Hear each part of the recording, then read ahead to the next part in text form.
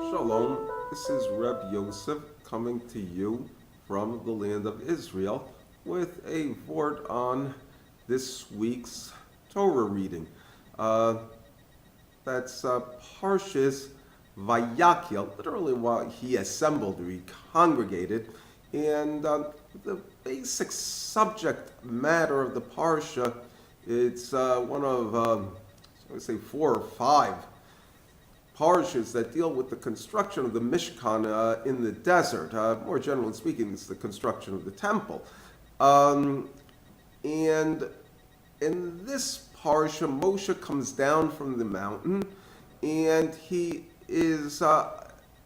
gathers the nation of Israel to instruct them how to build the temple, specifically the building itself.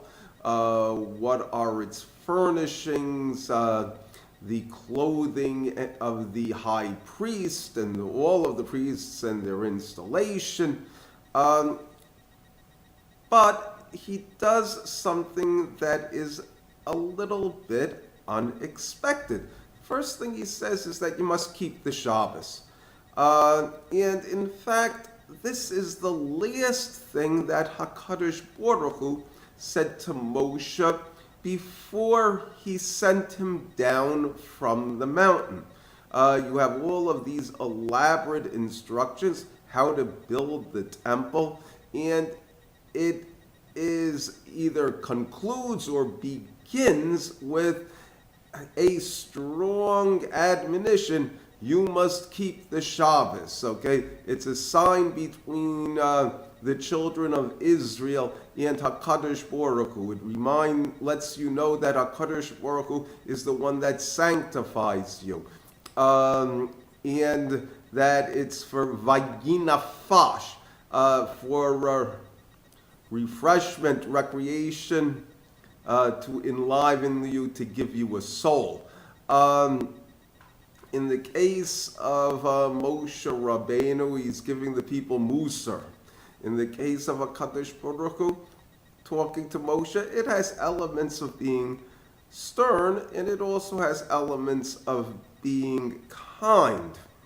So, the question is, what does Shabbos have to do with the temple? Okay, now, the fact that the commandment for Shabbos is given in connection with the temple, we learn out from this, or it's said explicitly kind of, that you don't push away the Shabbos, or that construction of the temple does not take precedence over Shabbos observance. In addition to that, the commandment for resting on the Shabbos says that you're not supposed to do malacha.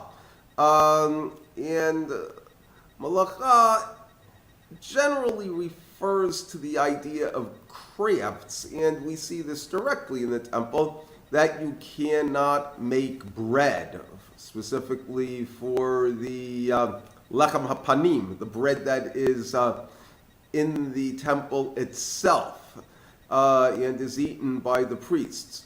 Or you cannot make a lamp, a menorah, or you can't put up a building, or you can't make clothes. Okay, these are all different malachas. It comes out what is being banned are things for a person's parnasah, their livelihood, food, clothing, and shelter. You can't be engaged in constructing of those things. Today, and it's alluded to in this parsha, a person has a job, he makes money, and then he goes to the supermarket and he buys food, and he goes to the department store, he buys clothes, and then he eats the food and has some enjoyment from it. from the taste, and it also gives him strength for his body. In the case of clothes, it's looks really nice being dressed up in some real snazzy dudes, and it protects his body. Has a house, protects him from the rain and the cold, but it's also a stately house as well, somewhat of a kavod. Okay, these are all the aspects that you're not permitted to do on Shabbos. And you have a Mishnah in Klal Gadol, 7th parak of Shabbos, the second Mishnah, that says that Avot Malacha Arba'im Chasir Achad, that the general categories of the principal malachas, the fathers of the malachas, are 40 less 1. In other words, 39. And it has, they've come to break down into 4 categories, basically production of bread, production of cloth clothing, production of leather, and construction, putting up a house, putting up a building, putting up a pavilion. Okay? These are the avot malachim, but it goes into them in much more detail.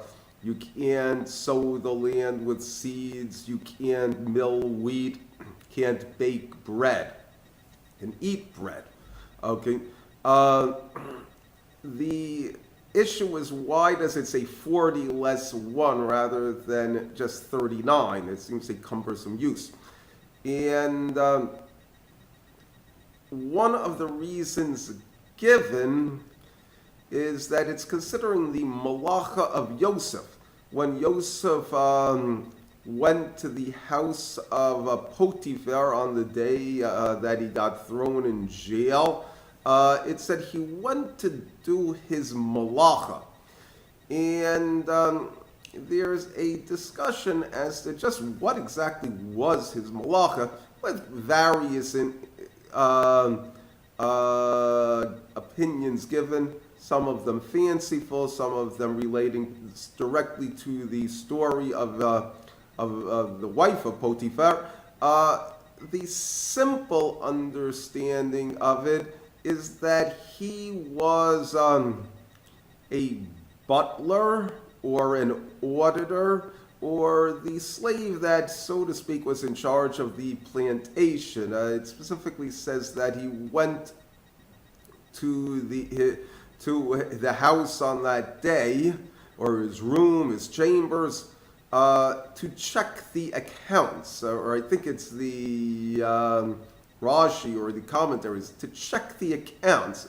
In other words, he was not doing work with his hands, but nevertheless, it is something that you could see as doing something for your parnasah, being an auditor, being an accountant, and an administrator. Okay, you're not actually picking the cotton yourself, but you're watching the servants doing it and supervising them. They're doing the heavy work. You're just giving the orders and keeping an eye on things. Okay, the question is, why do you have that haziness? And you have another aspect that's also cryptic, where Moshe says, don't even light a fire on Shabbos. And the issue of fire on Shabbos is a lengthy one in halacha. And there was a group called the Karaites that said, it says don't light a fire. So what did they do? They sat in the cold and ate cold food on Shabbos. Don't light a fire. Don't burn a fire. Okay? So Chazal said, no, it definitely doesn't mean that. You have to have fire going. Okay? And then they came up with elaborate ways to where fire was acceptable. If it was ignited before Shabbos, you can't put it out. You can't start one. You can't feed it. But nevertheless, if it's already burning, you can, at the minimum, enjoy its heat. What the implication of this is that you're not supposed to prepare from Shabbos to weekday. In other words, a fire is a preparation for a malacha. To bake bread, you need a fire. To dye clothes or to launder clothes, you need hot water. So as a result, it says don't even do the preparation for Shabbos. Preparation for weekday events on Shabbos. There's a discussion about that. What can you and what you can't do in terms of preparation for the weekday. If you have to go to your field, can you walk to the edge of the town when it gets close to the end of the Shabbos? The answer is you can, but it's frowned upon. In the case of malacha, it's generally speaking, a person is not permitted to make Shabbos their day of work, even though they're not doing anything that's not Shabbos. Because as on the contrary, if they're doing something that is for the purpose of Shabbos, they can do it and they can charge. For instance, someone who's a Baal Koreh, reads from the Torah. Okay, he is permitted to charge on that. Nevertheless, the law discourages such type of activity, but nevertheless does permit it. It comes out that things that are essential for Shabbos, certainly things to keep people alive, okay, is permitted. And this is where we get into the aspect of just what is the positive aspect of Shabbos. It is more than just simply taking a rest, taking a long nap. And this is where you're talking about vayinafash, refreshment, recreation. The idea of someone who has a flower garden as a hobby. Okay?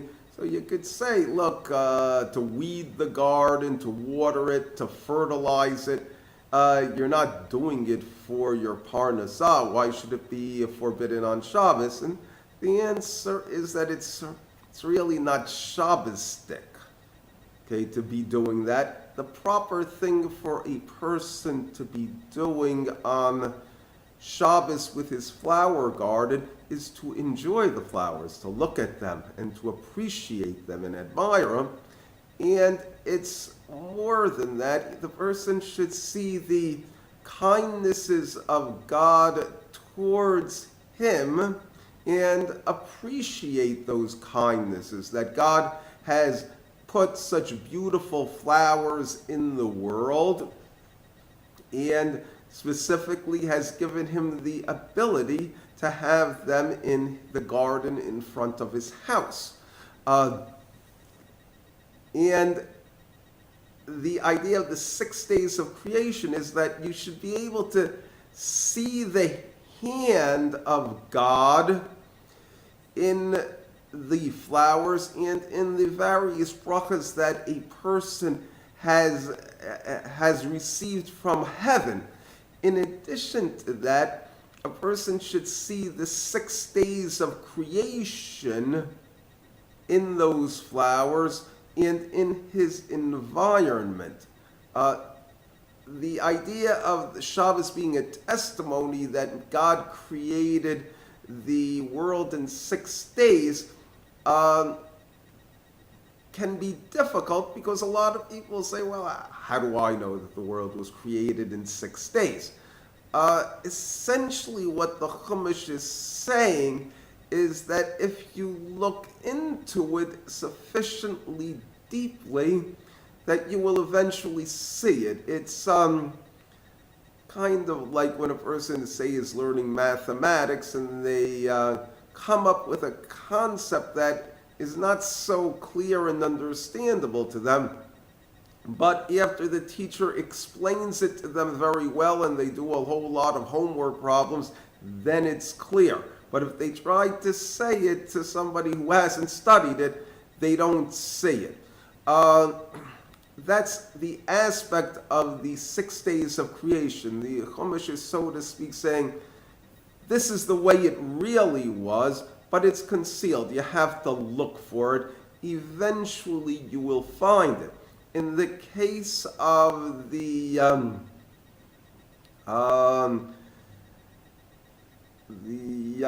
person who really does see it, there are certain people who basically look at the world and say, no, certainly was a creator, and they look at the Chumash and they say, well, 6 days, it makes sense to me. Okay, for someone like that, you're going in the opposite direction. You have to develop that idea and not only see the 6 days of creation in the eye of your mind and in the poetry of the 5 books of Moses, but you also have to see it in the rocks and stones in the field. The connection between Shabbos and specifically Vayinafash, specifically in the taking pleasure from the creation and enjoying it and acknowledging it, that is the essential idea of the temple, or a major idea, I should say. That's the idea of the Mizbeach for the Karbanot, the sacrifices. The idea of a sacrifice is that you are saying, HaKadosh Baruch Hu has given me money, He's given me health, He's giving me wisdom, He's opened up my eyes to His Torah. I want to publicly acknowledge in front of a lot of people, all of His kindnesses that He's done to me. So what am I going to do? I'm going to have an elaborate meal in the temple and invite all my friends and the people I respect, and we're all going to make speeches. Okay? That's the idea of the temple, or one of the ideas, the pouring out of the heart for thanksgiving to Hashem. That's also the idea of Shabbos, that a person once a week sits back and says, something, I've worked hard during the week, now I'm going to sit back and enjoy the things, and I'm going to recognize that very clearly in my mind's eye that these are gifts from God. Thank you. Shabbat Shalom.